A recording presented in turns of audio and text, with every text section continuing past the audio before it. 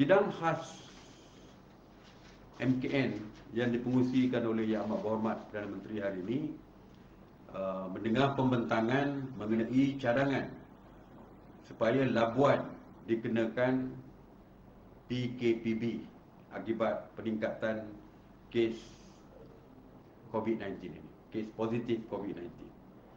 Mesyuarat bersetuju untuk melaksanakan PKPB di Labuan berkuat kuasa mulai 17 Oktober sehingga 30 Oktober 2020. Bagi PKPB di Labuan, semua sektor ataupun aktiviti yang berkaitan dengan ekonomi termasuk industri dan perkilangan adalah dibenarkan.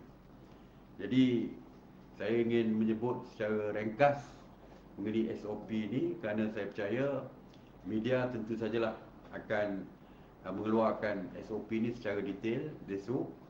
Jadi antaranya saya nak sebut iaitu seperti juga di SOP PKPB yang lepas, hanya 2 orang daripada satu rumah untuk mendapatkan keperluan barang makanan dan juga keperluan lain, dan individu yang berisiko tinggi seperti kanak-kanak dan juga orang tua, warga mas tidak digalakkan untuk keluar.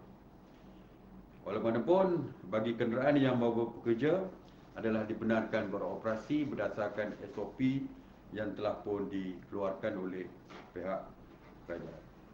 Merentas negeri adalah tidak dibenarkan, dan saya tidak sebut rentas daerah kerana Labuan kita difahamkan hanya mempunyai satu daerah iaitu sebuah pulau. Walaupun bagi kes kecemasan memang kita benarkan dengan syarat mengemukakan surat daripada PDRM. Bagi pekerja, mereka bila bergerak di dalam satu daerah, maka tentu sajalah mereka tidak memerlukan PAS ataupun surat daripada majikan kerana bekerja di dalam pulau itu saja. Pergerakan udara lapangan terbang Labuan adalah dibuka seperti biasa. Walaupun jika ingin merentas negeri atas urusan perlu mendapatkan kebenaran daripada pihak PDRM. Labuan adalah merupakan sebuah pulau, tentu saja mempunyai aktiviti pergerakan menggunakan air begitu banyak sekali.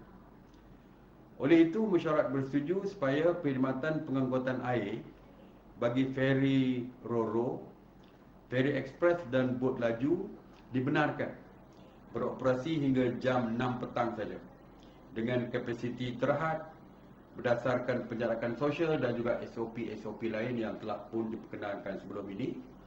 Walau bagaimanapun, aktiviti kapal NCS ataupun kumpit ke Labuan bagi tujuan barter trade adalah tidak dibenarkan.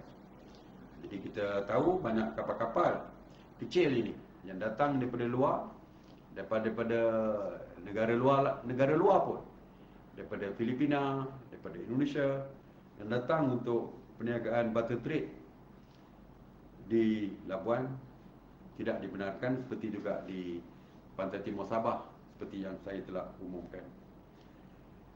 Manakala perkhidmatan pengangkutan teksi air dan penambang dibenarkan beroperasi daripada jam 6 pagi hingga 6 petang.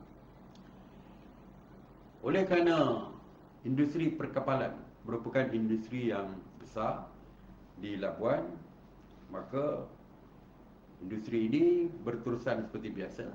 Tidak ada sekatan untuk perkapalan.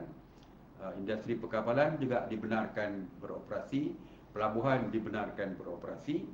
Walau bagaimanapun untuk peraturan pergerakan untuk sign on dan sign off perkapalan, industri perkapalan serta minyak dan gas, walaupun dibenarkan beroperasi, tetapi walau dibenarkan, tetapi mesti mengikuti SOP yang telah pun dikeluarkan oleh pihak kerajaan mengenai SOP.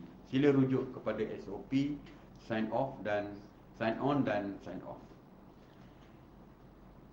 Kalau kita ingat lagi bahawa untuk sign on ni mesti di swab test dan di kuarantin 14 hari sebelum sign on.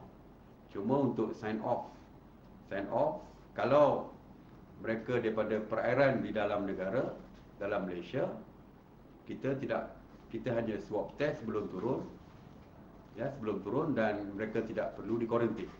Walau bagaimanapun, jika kapal tersebut singgah di pelabuhan negara lain, atau jika singgah di pelabuhan Sabah sekalipun, bila sampai ke labuan untuk di sign off turun kapal, maka mereka juga perlu di kuarantin, kerana Sabah dianggap sebagai zon merah. Jadi mereka perlu di kuarantin selama 14 hari.